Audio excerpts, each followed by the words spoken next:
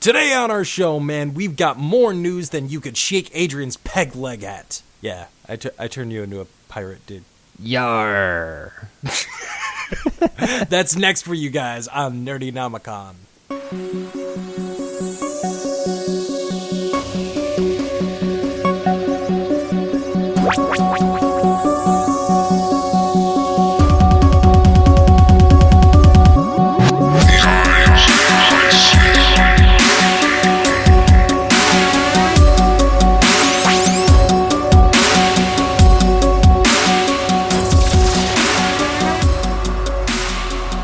Welcome to the Nerdynomicon, me mateys. I'm swashbuckling Robbie Palmer. Yar, and I be Adrian Steve. And that's pretty much all the pirate jokes that we've got. I mean, that joke pretty much dies on the vine. We're not talking about Pirates of the Caribbean or anything like that. I wanted to find some way to make a peg leg reference to Adrian because it popped into my head. It was like word vomit, Adrian Steve. I'm used to it. I'm used to it for you. The word vomit all over face, neck, and chest. It just comes and hits me. Goddamn right. I just have to let it happen.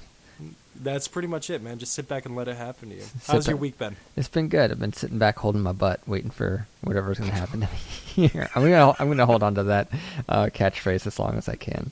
Hey, make it happen, man. I've got like half a dozen? I know. I just need one, I think. And I was trying so hard in the last episode to make it happen, and I'm not going to let it die yet. No, this week's been good. It's been pretty quiet. Awesome. It's not a lot of work, which is great. It's like a nice light week because we're going to get slammed next week. Is 4th of July, so everyone like left town or just decided not to come into work, which is great for us. Occasionally, you don't want to have no work all the time, but True. having a light week is nice here and there. If you have no work all the time, then you're not going to have a job all the time too. Pretty much. Speaking of light weeks, that's pretty much what we're going to be this week. I mean, this was a relatively lax news week. This was a relatively lax everything week. So, I mean, this is probably going to end up being a slightly shorter episode, but we're going to hit you guys hard next week because we're going to have a fuck ton of reviews. Fuck ton of them. A metric fuck ton. A metric? What's the conversion from imperial fuck ton to metric fuck ton? I'm not a fucking mathematician, Adrian Steve. Don't ask me questions like this. But on the subject of catchphrases, I had an idea. So I'm sorry. I had an idea. It's happening. We should have people tweet us what the conversion rate is for imperial fuck ton to metric fuck ton, and maybe give out one of those numerous game codes that I didn't accidentally bought, but I bought that I shouldn't have. Right on. Huh? I like that idea. I have like 30 codes that need to go, and don't get your hopes up. That's not like Fallout 4 and and it's not anything like, it's not The Witcher 3 or anything like that. They're not all terrible, but a lot of them are terrible. All right, how about we do that for the next week? All right, this episode is probably going to have a Saturday release because we're recording it on Thursday because I got slammed this week, so we were not able to record earlier. So for the next week, from Saturday when this episode is dropping all the way to next Friday, you can tweet at us at the Nerdynomicon. You can Instagram message us at Artful Gremlins, or you could comment on our Facebook group, facebook.com/group/Nerdynomicon, and give us your best description of a conversion chart from imperial ton or imperial fuck ton to royal fuck ton? Metric fuck ton. Metric fuck ton. Tweet at us, message us, whatever you want, your conversion rate for the fuck tons. The winner this week is going to get one of Adrian's illustrious game codes. We've got a bunch of these, as you just said, so we're gonna keep on holding some contests. Some of them might require a little bit of work on your part, like comments and reviews and stuff like that on iTunes. Might take a little bit of work on your part. It'll take 5 fucking minutes. Don't worry about it. But we're going to be giving these out for you guys until they're all gone. Until Adrian has no more codes to give out. That's how long we're going to be doing this. I'm hoping it's quick. Honestly, I don't think they'll expire anytime soon, but I wouldn't be surprised because it was like this whole hidden package bundle deal that they got me. Just like opening things that are unknown and hoping it's something good, even though it isn't most of the time. Dude, I do that all the time with Magic the Gathering. Yeah. Okay, I'm always buying Magic packs. I'm always opening them. Every once in a while, I get a Planeswalker. Most of the time, I'm like, this is like a 15-cent rare. Fuck me. Yeah, and instant regret. So, right. So they got me in this one. But I don't feel so bad. It was like 30 codes, and it was supposed to be like, this is Green Man Gaming, by the way. I'll give them a plug. Hey, what's up, Green Man Gaming? You guys got me. Word. But yeah, Man. they were running like mystery codes, and it was like $18 or $19 or something like that. But then they also had like a crazy like 50% off coupon and some stuff. So they dropped it down to a reasonable price. So I was like, if I don't get anything good out of it, that's okay. But I was like, nah, I'm gonna get like Mortal Kombat, and I'm gonna get all these games I'm gonna get Doom. I'm gonna have all these games that they have all the pictures of trying to sell you on the bundle. I didn't get a single one of them. Well, that's going to be our first giveaway for you guys, all right? So tweet at us, Instagram message us, drop a line on our Facebook, anywhere you guys want. You can email us too if you want to. It's more fun when everybody can see what you're doing. But if you're a little bit shy and you want to just email us, nerdynomicon@gmail.com. Almost everything is just Nerdynomicon. You can find us there, man. Just let it happen to you. You mentioned catchphrases, though, and I'm going to use that as a segue, okay? Okay. Just real quick, just as a segue to give yet another shout-out to a couple of friends. So I'm listening to the latest episode of Irrational Fears, and they've got a new segment on there called What Scares Us, where they talk about some of their irrational fears and some of the things that scare them, and they also have stories commissioned that kind of fit the theme of what they're talking about. A little bit of a spoiler, somebody might have been asked to be on this show, and you might also get a sample of his writing. So that might happen. But they actually gave me a shout out on that show when they were kind of talking about it. It was their pilot and everything, and Anthony said the phrase, as my good friend Robbie would say, put that shit out on Front Street. I'm like, yeah, Robbie does say that, doesn't he? Robbie says lots of things. Robbie does say lots of things. He just kind of fucking talks and just lets things happen. Should probably just put a microphone in front of him and just record it and see what happens. That's basically what we do, bro. That's what podcasting for the most part is. That's all we do at Couldn't Be Models. We try to be somewhat professional, so we figure out our topic, and then literally just three childhood friends just sit and talk for anywhere between an hour and I think the longest one was 4 hours, and we just sit there and talk until my wife comes in. She's like, yeah, you've got a kid. You need to put him to bed. And I'm like, you are right. And she's like, yeah, it's time to adult. And I'm like, yeah, I know. I'm sorry. So, anyway, the whole reason I even brought that up is Anthony and Amanda have officially tied the knots. Motherfuckers got married. So, Anthony, Amanda, the two hosts from Irrational Fears, congratulations on your marriage. Congratulations. A little golf clap there. Not sarcastic. Not at all. Congratulations. It's just they had their ceremony actually up on Facebook, so I got to watch that live stream, and it was absolutely beautiful. Their vows were beautiful. Amanda looked gorgeous in her dress. Anthony can clean up. Motherfucker looks good in a suit. So they had a beautiful wedding by all accounts that I got to view all the way here in sunny Buffalo, New York, wearing a backwards hat and a pop culture inspired T-shirt. I was awesome. And no pants. I was awesome. I was wearing pants. Well, shorts. No. Yes, I was wearing shorts. Shut up, Adrian. I don't know. You're pretty flip-floppy. I feel like you weren't wearing anything. I was trying to decide on if I was wearing shorts or pants. Well, not decide on, because that makes it sound false. Were they capris? No, I was trying to remember. Were they in between? They were not capris. No, dude, they were not capris.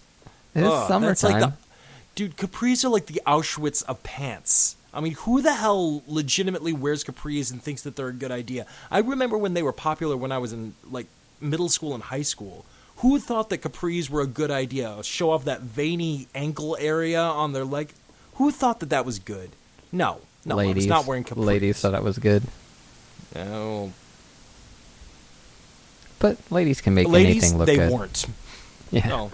Yes, some ladies can make anything look good. But anyway, I think we've bullshitted enough at the beginning. Are you ready for some fucking news, bro? Did I ask you how your week was? You did not. I died a little inside, but it's okay. How was your week? You're trying to cut Sexy. me off. You're trying to cut things off. You're like, oh, let's go ahead. It's like, no, I want to know. I want to know, Robbie. You're important to me. I care about you. My week was sexy good. I Yeah? got to watch a wedding on live stream, and I got a milkshake tonight that I will take with me to my grave. It was delicious. Oh, I thought you were like, you got a milkshake and you're like not going to drink it. You're going to take it to your No. grave with you. No, it was a delicious milkshake. I will take the memory of that milkshake to my grave. It was chocolate, malted. It was awesome. You're not going to like poop out any of it? You don't think any of it's coming out of you before you get to your grave?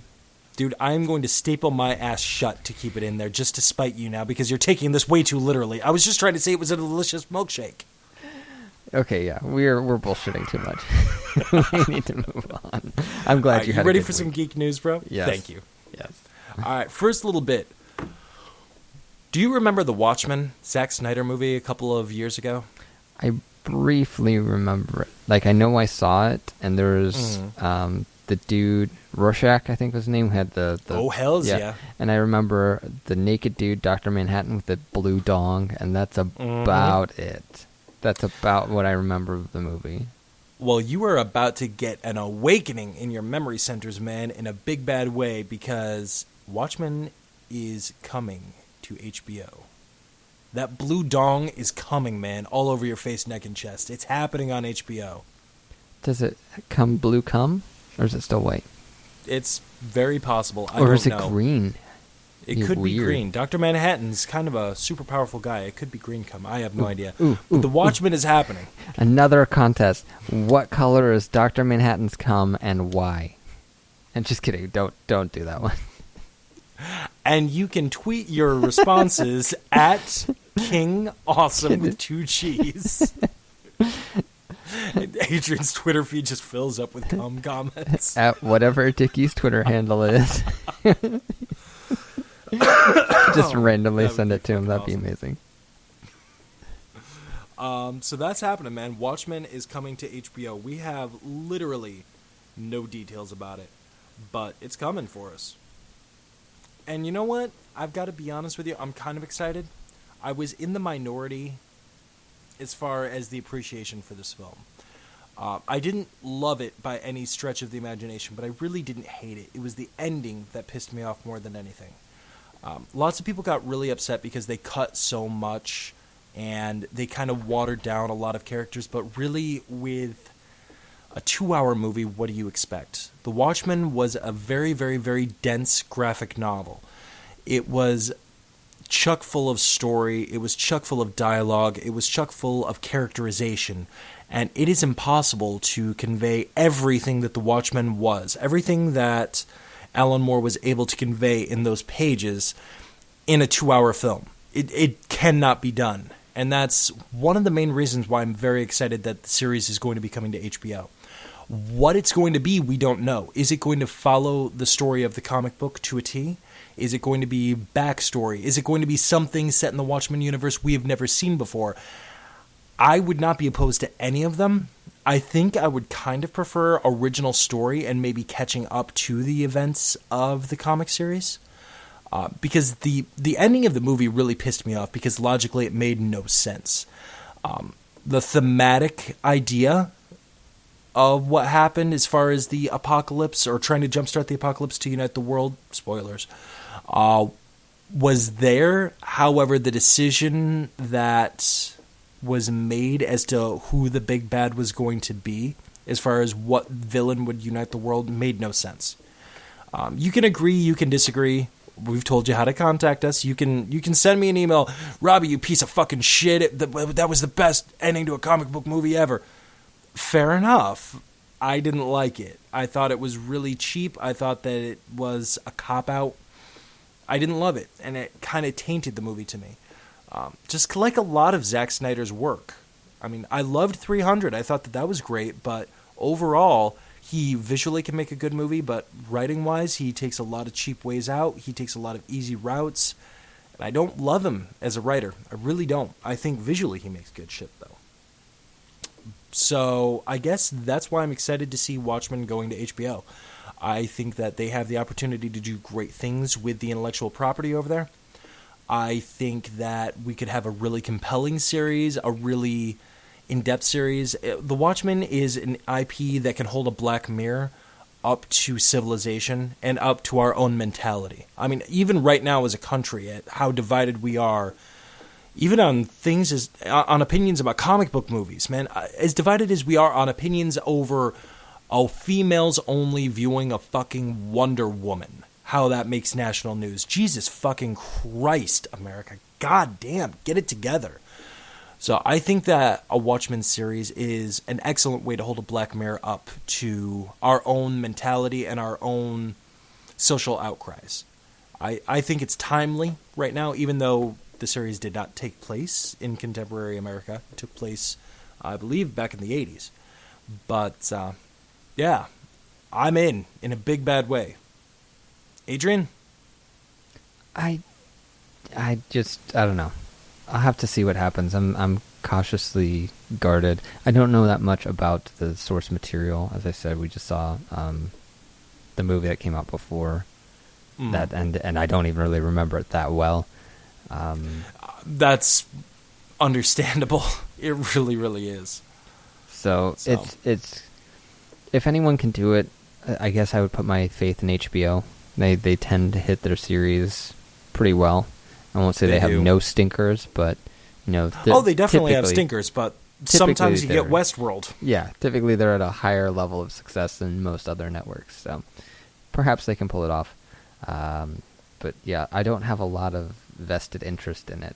It's not to say I won't watch it, but I'm not sitting there clamoring for like Watchmen because I just, as I said, don't have that relationship with the source. Oh, when it comes out, Adrian, you'll watch it. You'll watch the shit out of it, and you'll come on the Nerdynomicon and you'll discuss it with me. Maybe.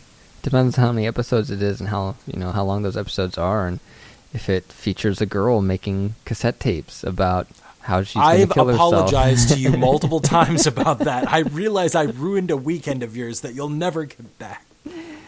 Okay, man. So, Watchmen series coming to HBO. Next article of news. This is how slow of a news week this was. Mario has his first gray hair. And? Yeah, I'm just letting that sit there. Some new promo material was shown recently for the newest Super Mario Bros. Game.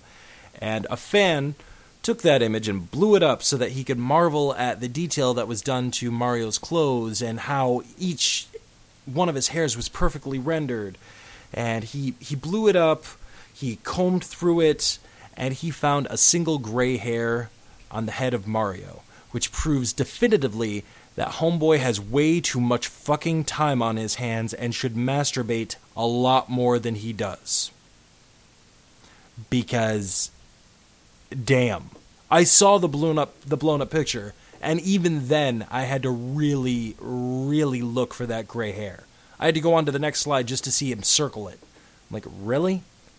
You went through that much detail to find out that Mario has a single gray hair.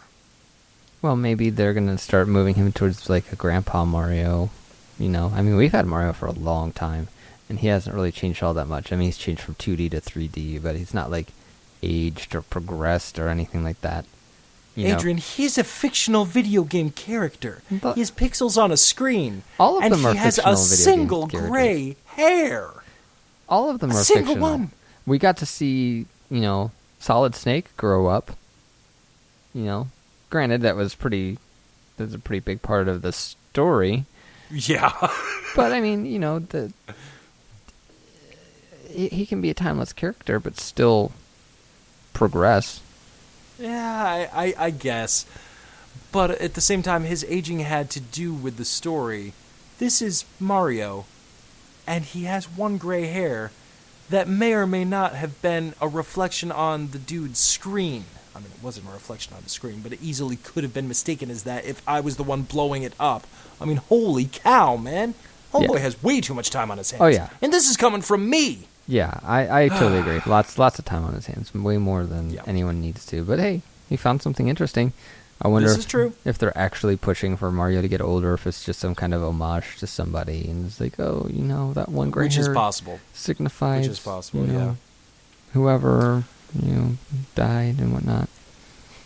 One thing I do want to mention here, we talked, what was it, last episode? About the directors being fired from Star Wars. Mm-hmm. Well, we neglected to mention who took the helm as far as the directing, because I got a lot of messages being like, you piece of shit, you didn't tell us about who was actually directing it, and it's a big fucking deal. It's Ron Howard. We know who's directing it. It's Ron Howard. Which means that this movie is probably going to be fucking awesome. Emilia Clarke is finally going to have her second awesome role, because, let's be honest, she was not good as Sarah Connor in fuck Terminator Genesis. But this is going to be a good movie. It's Ron Howard that's taking over from Homeboys from the Lego Movie.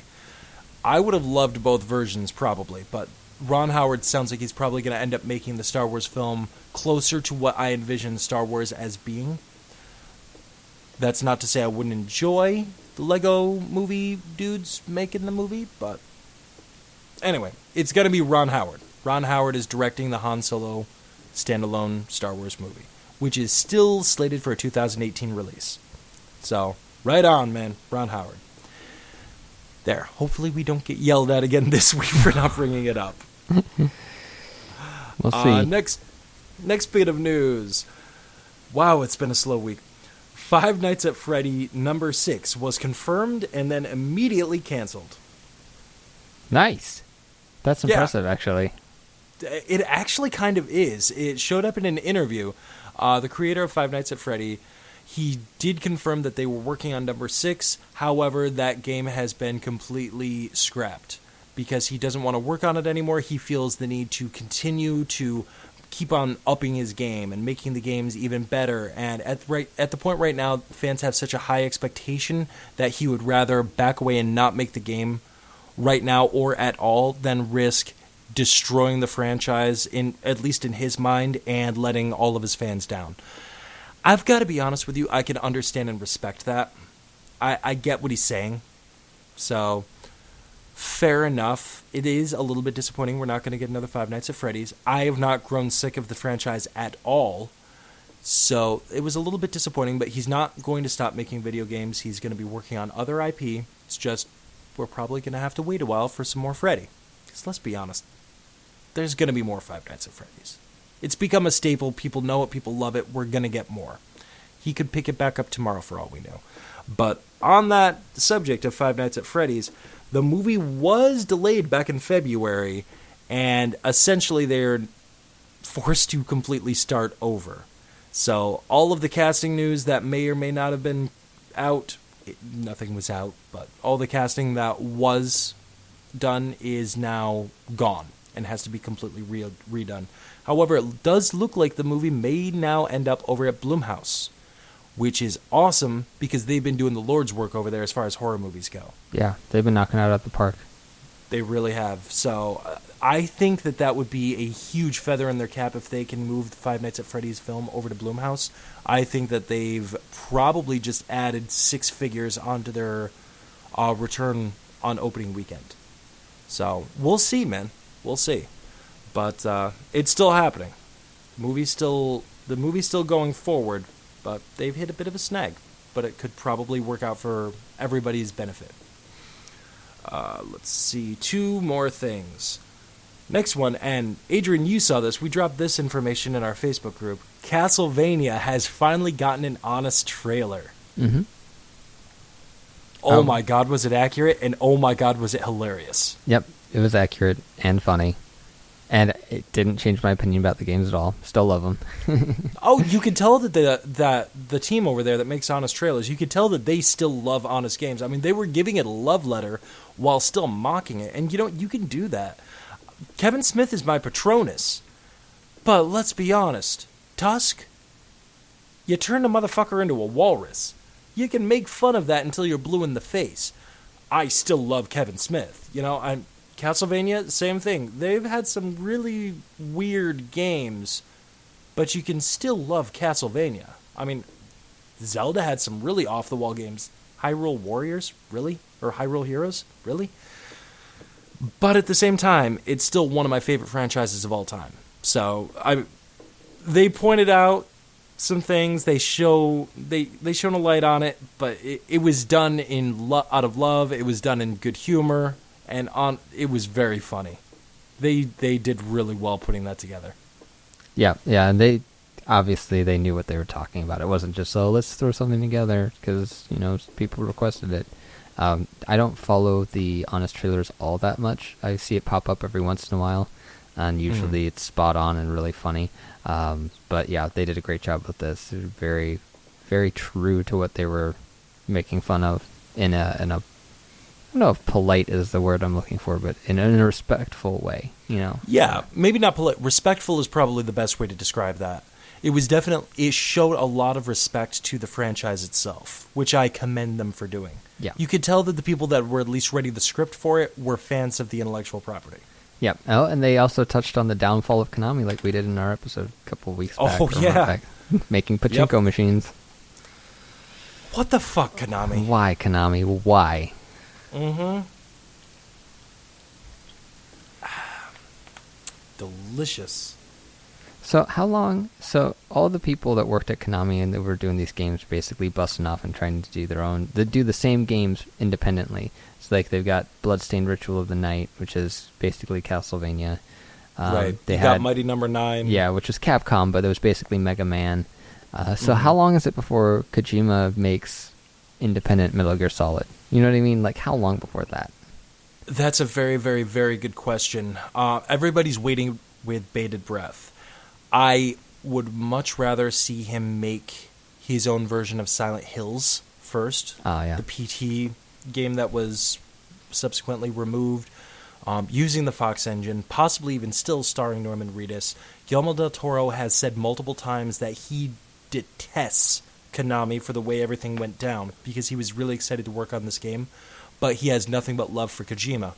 So he'd still be in. I can guarantee that. This game could still happen under a different name and probably not involving Silent Hill in any way because it's still a Konami-owned property. Right. Although, admittedly, all they want to do is make pachinko machines. Just sell off the property. Sell it off. Let people continue to make the games that they love. Because there's so much that can be done with Silent Hill. It's such a brilliant concept. Frustrating. Now I'm sad, Adrian. I'm sorry. Nah, it's okay. I'll make myself happy again later. You'll bounce back with the next piece of news. I will. Last piece of news. Just going to say the sentence and drop the mic. The Mickey Mouse Club is returning as an internet-based show. Boom. Mic drop. That is not what I thought was the last piece of news. And that's why I was very sarcastically saying you'll bounce back with the next piece of news. I don't know how I feel about that as far as the Mickey Mouse Club coming back. It gave us a lot of stars, but it was hokey as hell. I'm not even sure I have any significant memories of watching it as a kid. I remember that I did watch it, but I don't really remember anything about it. I don't remember Britney Spears. I don't remember Justin Timberlake. I don't remember Christina Aguilera. I know that they were all on it, but I don't remember seeing any of them. So it's basically maybe this is. It's like a pop star boot camp. It sounds like it's basically kind like, of. Well, it's like for the most farm part, team. that's what Disney is. I mean, fuck, Hilary Duff, Lindsay Lohan. Yes. Yeah. So I got it. Yes. So I don't know. I don't know how I feel about it. It's going to be interesting to see it happen, though. I mean, we're now living in the age of the internet. My son is going to be at an age where he could watch stuff like that and get into it and enjoy it by the time it's probably going to be available. So I don't know. Mickey Mouse Club for the next generation. Just a matter of time before we get a remake of Eureka's Castle, which is what I'm really clamoring for. Seeing as though they're bringing back Animaniacs. I hope they don't mess up the voices. I know that sounds really... Me too. Really, I don't know, stuck up to say. But when they were bringing back Mystery Science Theater 3000, I was really excited. but I wanted to hear the old voices, and they didn't have them. Yeah. Which is okay. I understand the reasoning behind it. They explained it's like, we want a new generation. Every time there's been different voices, and it's, this is going to be somebody else's first time. This is going to be somebody else's Tom Servo, and this will be somebody else's Crow. And there's nothing wrong with it. And there's a lot of people that didn't like when we first changed voices. And basically they're just saying deal with it. Like, it's going to happen. So I get it. But goddamn, I wanted my old nostalgia back. I hear that. I really, really, really do. And I feel the same way. I couldn't even get through the first episode. I was so disappointed that Tom Servo didn't sound like Tom Servo. Because he's like my favorite. How many did I make it through? think I made it through 3 of them and then stopped. And not for any particular reason, just I got wrapped up into other shows. Yeah. I still enjoyed it, but I definitely see what you're talking about. And I have a lot of memories of the old Tom Servo as well. I thought he was great. I thought he was funny. But I don't know. I think the new voices are fine. And I understand and respect their reasoning. Yeah. So I also really liked the old terrible, terrible voice they had for Gypsy. Yes. I was like, I loved how bad it was. So. Oh my God, Gypsy. Such a good show. Yep. But anyway, man, that takes us out of the news. No, it doesn't. It does not? You got more for me? We were going to touch on that one sad thing that just broke a couple hours ago. Yes. Yeah, you're right. You're absolutely right. You want to take this one, buddy? Not really, but somebody's got to do it. So, it was, we're recording this, on Thursday, pretty late. Yeah. Just came out about 3 or 4 hours ago that Joan Lee, the wife of Stan Lee from Marvel Comics, has died. Comic book fucking god. Yep. She's dead at 93. They had some crazy stat, like, I think they've been married since 40... They've been married for 70 years. Holy shit. Right? That's nuts. Oh my fucking god. Married for 70 years. That's a huge bucket of win. Yeah. I mean, this is coming from someone that's getting ready to, in a couple of months, celebrate his 5th wedding anniversary. Yeah. 70 years is a huge bucket of win, man. Yep. And I can't even begin to fathom the depths of Stan Lee's sadness. And selfishly, I hope for our sake that it does not become one of those situations where he can't go on without her. Yeah. Because you don't go through a relationship 70 plus years, or 70 years on the dot, if that's the case, and not be just madly in love and dependent on that person. And Stan Lee is also up there in age as well. It's... Yeah. I hope it's not one of those situations, old Dan, little Ann type situation where she goes and within a month he goes as well. Yeah. That'd be sad. Yeah, it really would, because Stan Lee is a living legend. He's a comic book god, We don't get to the Marvel Cinematic Universe, period, without Stan Lee. We don't get to the Marvel Comics, really, without Stan Lee. He's the godfather of so much of our intellectual property. More than likely, Nerdynomicon itself does not exist without Stan Lee. So, and to know that he lost his wife of over 70 years, that is absolutely heartbreaking. Yep. So. I know he's a longtime listener, Nerdynomicon. So, our hearts go out to you, Stan. Yeah, our hearts go out to you, Stan. And we're ending the news on a down note. Sorry. I thought that's where we were going, and then you were like, Mickey Mouse Club. I was like, oh, this would have been a really nice one to end on. That's too bad. Yeah, it would have. God damn it. All right, let's jump over to reviews, let's go back. Adrian. You've got a movie. Britney Spears, Hilary Duff, Christina Aguilera. And my desk is raising off the floor. Hello. All right, Adrian, you watched a movie this week. We've got a review for you guys. I did, actually, and it came at the recommendation. I feel like you recommended it a long time ago, and I did. I definitely did. Forgot or ignored you. Potentially a little bit of both. This is the best movie with an overly pornographic name that is not porn that I have ever seen. And it popped back into my mind because I was listening to Couldn't Be Models, and you guys spoke on that shortly just mentioned it. I was like, oh yeah, I remember hearing about that. I was supposed to watch that or something. So we couldn't find anything to watch, and then we found that. So we watched it. It's called Midnight Meat Train. As I said, pornographic title has nothing to do with porn. Yeah, not at all. Does have Bradley Cooper in it, though. It does have Bradley Cooper in it, and we'll get to that later. Right. I thought it was good, actually. It was really interesting. The story, they didn't give away too much. It was not predictable. It was a horror movie, but it was very thriller. It was almost like an investigative thriller with a horror aspect to it. It was very psychological, very cerebral. Yeah. More cerebral than the usual Clive Barker film. Yes.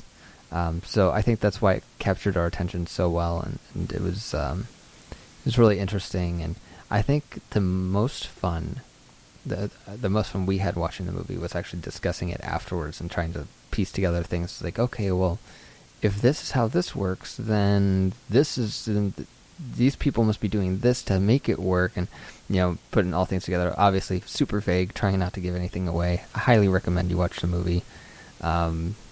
It's interesting. Bradley Cooper sucks. I hate him. I hate him. But he's really good in the film, though. Come on. He's good in every film that he's in, but he always just seems like such a douche in every movie. That's fair. Every single movie, and he has one of the most punchable faces I've ever seen. He just has a face that looks like it's begging to be punched. And also it's fair. Not helped by the fact that he's constantly acting like a douche in his movies. He could be the nicest person on the planet. I just don't know and don't care because I want to punch him in the face and I hate him. Mm-hmm. So. Yeah, we're purposely not going into too many details about this film. We've had a couple of people reach out and say that they would prefer, when we're reviewing movies, to not go too spoiler heavy into it, just because lots of times we give them recommendations for movies that they haven't seen yet. Yep. So we would really love it if you guys reached out to us and let us know, do you feel that way, or would you like us to be able to dive into the movie a little bit more? Because to really discuss this movie at its core, we kind of need to be spoilers. Yeah, you have to give it away. Right. And I don't feel bad about doing that with certain movies. Like if it's not a great movie, or if it's, if it's not a great movie, or if it's something that I don't really think people should watch, or that's not going to appeal to that many people, yeah, sure, definitely, we'll talk about it. Or if it's something that I feel like almost everyone has watched, Right. And I can guarantee you that probably over half of our listeners have never even heard of Midnight Meat Train. They know Clive Barker. They've definitely seen Hellraiser. They probably have not seen Lord of Illusions. They probably have not seen Midnight Meat Train. Both of those movies I recommend, but Midnight Meat Train is far more contemporary. 2008 movie. Again, stars Bradley Cooper. Also stars Vinnie Jones as Mahogany. That is the name of homeboy on the cover with the hammer. So, very difficult to continue going into this movie, again, without giving spoilers. Acting is top-notch, very cerebral, very, I don't know. Like you said, it's a thriller as well as horror. And the horror elements definitely come later on in the movie. Definitely second act and all throughout the third act. Mm-hmm. And this is one thing I have to say, and I don't really think that this is giving away any spoilers. It's just kind of informs one scene with Mahogany. Dude, Clive Barker has this thing about people with shit in their face, don't they? Yeah. I mean, think about it. Pinhead, Lord of Illusion, basically all of the Cenobites, Mahogany cutting off the little tumors and shit like that. He's got this thing about people with shit on their face. Yeah. Which is weird. They never really went into that whole thing. They just... Yeah, they don't explain everything. And there's some things would be nice to know more about, but I guess some of it doesn't matter that much in the grand scheme of things, and we will leave it with that. Yeah. Also, Clive Barker is also a painter. So I remember back when we had our Twin Peaks week, there was a bit of knowledge that I found out about David Lynch that I was able to bring to the show. David Lynch became a filmmaker because he wanted to see his paintings move and come to life. I've seen some of Clive Barker's paintings. I've seen his art.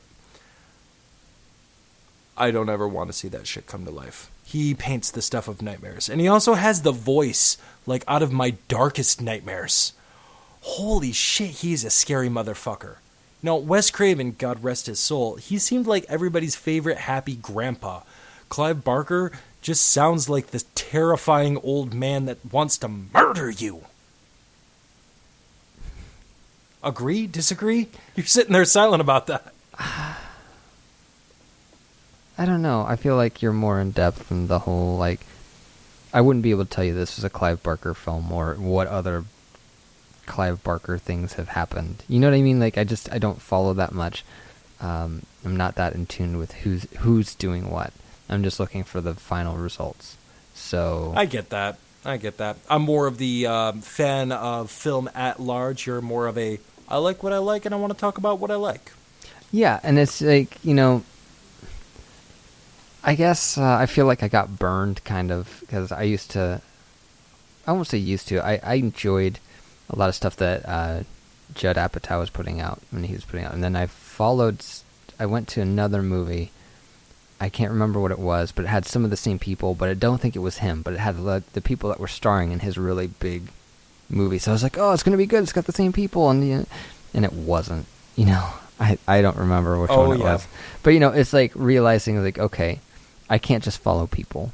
You know, I can say I like this actor and he typically does a good job, and this is the kind of roles that he normally plays, but it doesn't matter at the end of the day. Yeah. I mean, we no longer live in the world where an actor or a director can open a film.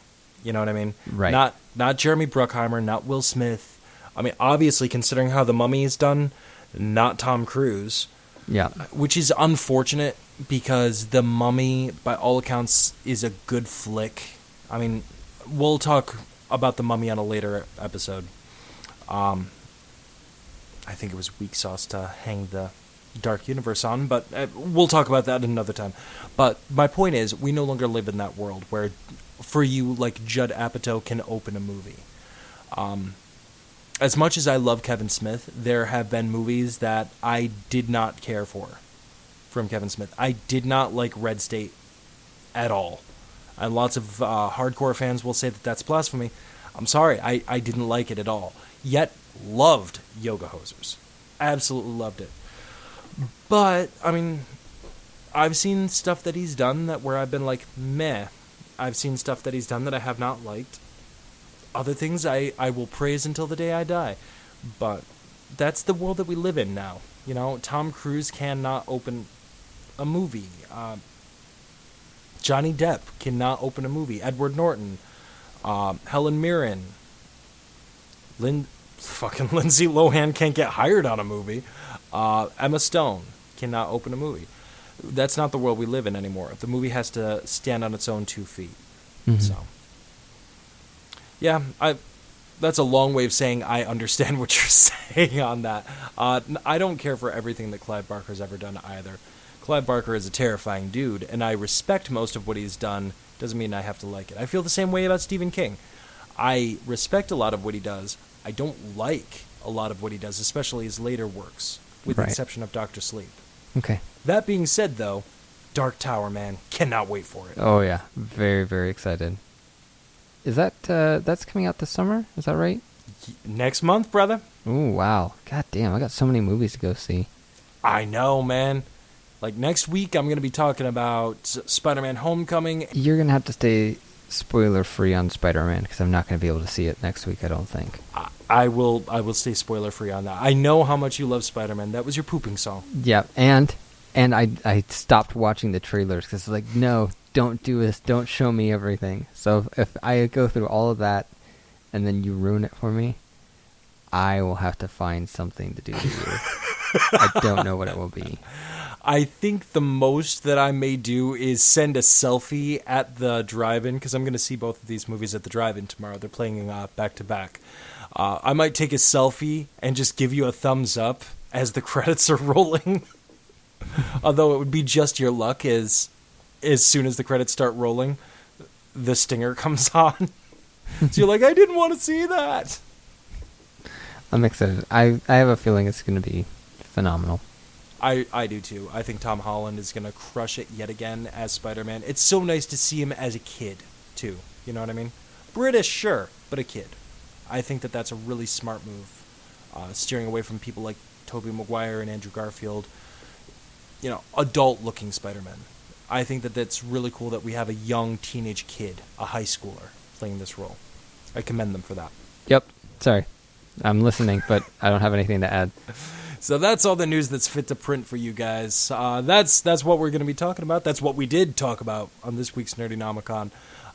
Next week, or the week after, one or the other, you guys are getting a couple of episodes, because I've already talked with Aaron O'Brien over at Synthaholics. He had so much fun doing the Twin Peaks shows with us. He's going to be sitting down, and we're going to be talking about probably the best episode of television ever produced. And that's episode 8 of the new season of Twin Peaks.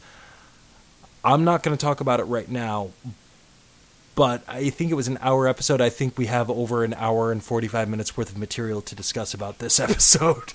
So look forward to that. We've got plenty of reviews and more news for you guys, probably not nearly as slow a news week next week. So you know where to find us, nerdynomicon@gmail.com, at Nerdynomicon on Twitter, facebook.com/group/Nerdynomicon. It's Nerdynomicon all over the place. If you like what we do, you want to help us out financially, we appreciate that more than you can even imagine. Every single dollar helps us so much. You can help us out at patreon.com/artfulgremlins. Donate $1, $2, $5. Every little bit helps. If you don't think that we're quite up to par to help out financially, or you guys just don't have the money, that's a very real possibility as well, you can help us out by leaving a rating and especially a review on iTunes. Every single one of those helps us climb the charts so that more people can find us. What do you think, Adrian? It's time to close the book this week? Yep, I think we can do that. All right. So until next time, I've been Robbie. And I've been Adrian. Let's close the damn book. And then walk the plank. Arr. Yarr.